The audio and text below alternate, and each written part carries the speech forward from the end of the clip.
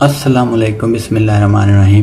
اور لوط علیہ السلام کو ہم نے پیغمبر بنا کر بھیجا، پھر یاد کرو جب اس نے اپنی قوم سے کہا، کیا تم ایسے بے حیا ہو گئے ہو کہ وہ فاحش کام کرتے ہو جو تم سے پہلے دنیا میں کسی نے نہیں کیا؟ تم عورتوں کو چھوڑ کر مردوں سے اپنی خواہش پوری کرتے ہو۔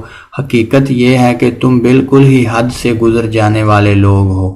مگر اس کی قوم کا جواب اس کے سوا کچھ نہ تھا کہ نکالو ان لوگوں کو اپنی بستیوں سے، بڑے پاک باز بنتے ہیں یہ۔ آخر کار ہم نے لوط علیہ السلام اور اس کے گھر والوں کو بغض اس کی بیوی کے جو پیچھے رہ جانے والوں میں تھی بچا کر نکال دیا اور اس قوم پر برسائی ایک بارش۔ پھر دیکھو کہ ان مجرموں کا کیا انجام ہوا۔ حضرت ابراہیم علیہ السلام کی قوم میں سے صرف ان کے بھتیجے حضرت لوط علیہ السلام ان پر ایمان لائے تھے۔ انہوں نے اپنے چچا کے ساتھ عراق سے ہجرت کی اور کچھ عرصے تک شام، فلسطین اور مصر میں حضرت ابراہیم علیہ السلام کے ساتھ دعوت و تبلیغ کا تجربہ حاصل کرتے رہے۔ پھر اللہ سبحانہ و تعالیٰ نے انہیں پیغمبری کے منصب پر سرفراز کیا اور لوط علیہ السلام کو ہم نے حکم اور علم بخشا اور وہ قوم سدوم کی اصلاح پر مامور ہوئے۔ حضرت لوط علیہ السلام جب یہاں پہنچے تو جوان تھے اور جب اس قوم پر عذاب آیا تو ان کی اولاد جوان ہو چکی تھی۔ حضرت لوط علیہ السلام کی یہاں آمد اہل سدوم کے لیے خوش بختی کا ذریعہ تھی کہ وہ ان کی دعوت اصلاح قبول کرتے اور اخلاقی طور پر سربلند ہوتے اور خوشحالی پاتے۔ ایسا محسوس ہوتا ہے کہ انہوں نے حضرت لوط علیہ السلام کی اپنے یہاں آمد کی خوش دلی سے قبول کیا، کیونکہ حضرت لوط علیہ السلام اعلیٰ اخلاق و کردار کے مالک تھے اور اپنی بیٹی کی شادی کر کے انہیں اپنا داماد بھی بنا لیا۔ اس لیے قرآن انہیں قوم لوط کہتا ہے۔ ان کے اس اچھے آغاز پر اللہ تعالیٰ نے انہیں خوشحالی عطا کی۔ یہود کی کتاب تلمود میں لکھا ہے کہ سدوم کے علاوہ ان کے 4 بڑے شہر اور بھی تھے اور ان شہروں کے درمیان کا علاقہ ایسا گلزار بنا ہوا تھا کہ جہاں تک نگاہ جاتی بس ایک باغ ہی باغ نظر آتا تھا، جس کے حسن و جمال کو دیکھ کر انسان مدہوش ہو جاتا تھا۔ لیکن حضرت لوط علیہ السلام ان پر جو اخلاقی پابندیاں لگاتے تھے وہ انہوں نے قبول نہ کی۔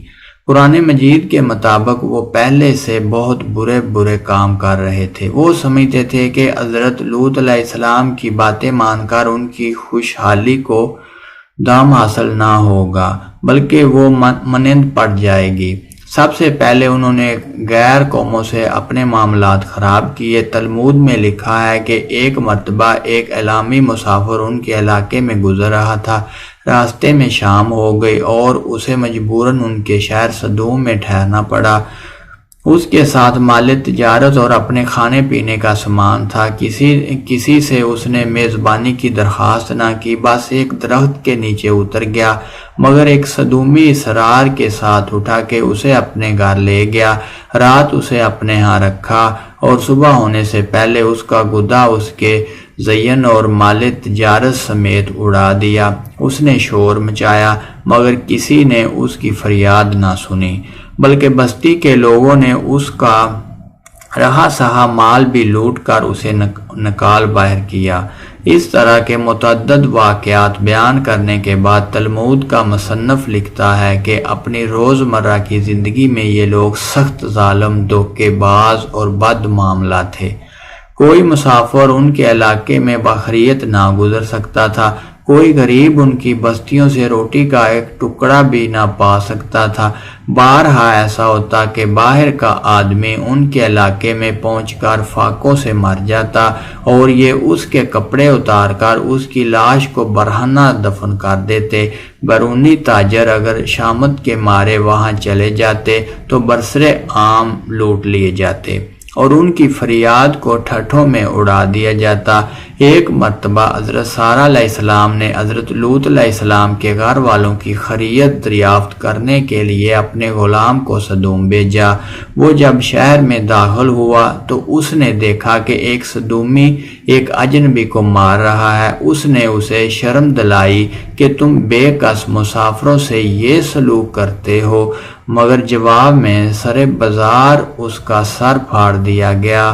ایک مرتبہ ایک غریب آدمی کہیں سے ان کے شہر میں آیا اور کسی نے اسے کھانے کو کچھ نہ دیا۔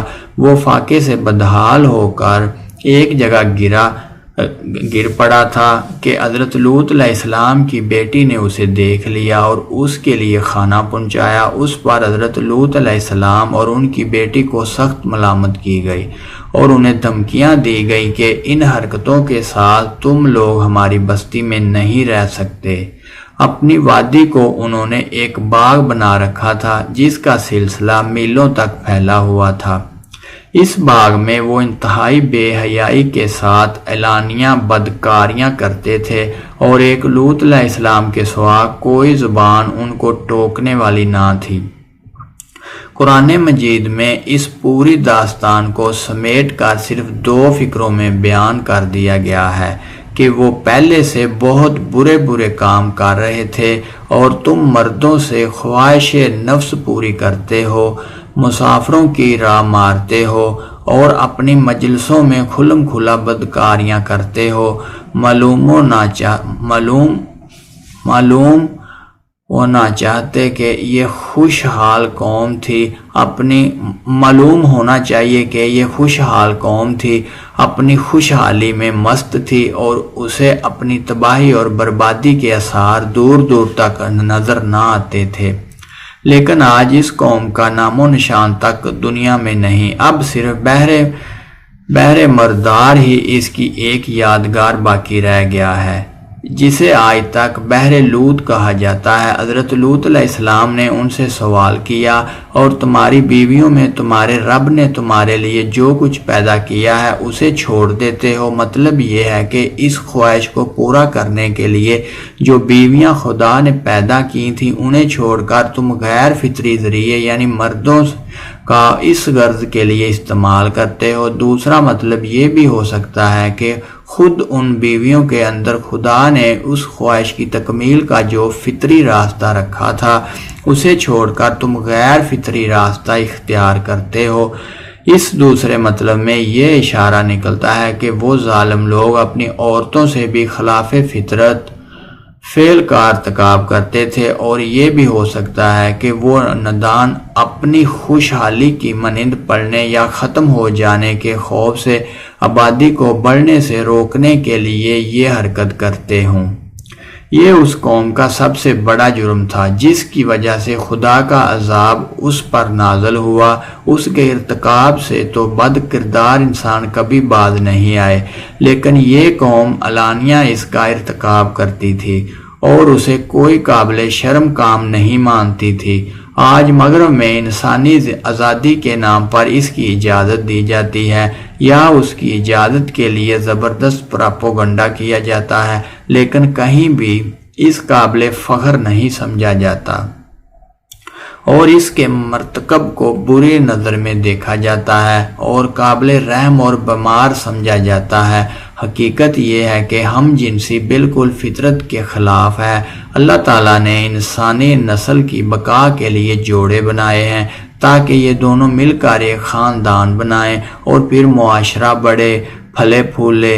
اسی مقصد کے لیے مرد اور عورت کو 2 الگ الگ جنس بنایا، ان میں ایک دوسرے کے لیے کشش پیدا کی، ان کی جسمانی بناوٹ اور نفسیاتی ترکیب ایک دوسرے کی ضرورتوں کے عین مطابق بنائی اور انہیں ایک دوسرے کے لیے سکون، راحت اور لطف کا ذریعہ بنایا۔ اس جوڑ میں جو لذت ہے وہ بقائے نسل کا ذریعہ ہونے کے ساتھ ہی دونوں کے لیے خدا کا نقد صلہ بھی ہے۔ مگر جو شخص فطرت کی اس سکیم کے خلاف عمل کر کے اپنے ہم جنس سے شہوانی لذت حاصل کرتا ہے وہ ایک ہی وقت میں کئی جرائم کرتا ہے۔ پہلا جرم، وہ اپنی جسمانی بناوٹ اور نفسیاتی ضرورت کے خلاف عمل کر کے اپنے جسم، نفس اور اخلاق کو تباہ کرتا ہے، جس کا اسے کوئی حق نہیں، کیونکہ یہ اس کا اپنایا ہوا نہیں ہے۔ دوسرا جرم، جس قوت سے لذت حاصل کرتا ہے اس کے ذریعے بقائے نسل کے فطری نظام سے منہ پھیر کر اپنے فرائض اور ذمہ داریوں سے بھاگتا ہے اور فطری نظام سے غداری کرتا ہے۔ جس خاندان کے ذریعے وہ پیدا ہوا پروان چڑھا، مگر جب اس کی اپنی باری آئی تو حقوق اور فرائض اور ذمہ داریوں کا بوجھ اٹھانے کی بجائے اپنی قوتوں کو پوری خود غرضی کے ساتھ ایسے طریقے پر استعمال کرتا ہے جو خاندان کو تباہ کرنے والا ہے۔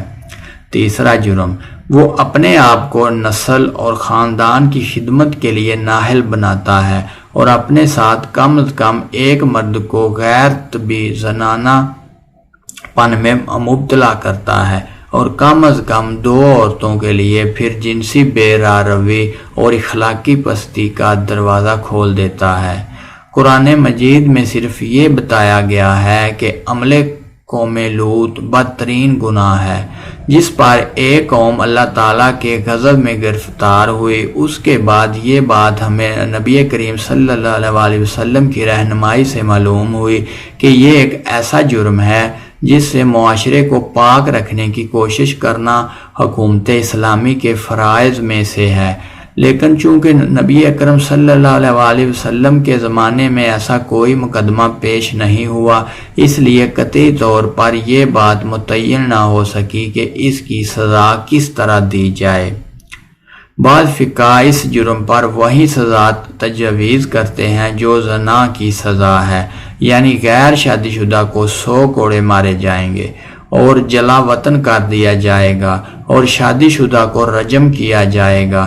امام ابو حنیفہ رحمہ اللہ کی رائے میں اس پر کوئی حد مقرر نہیں ہے، بلکہ یہ فعل قانون سازی کا مستحق ہے۔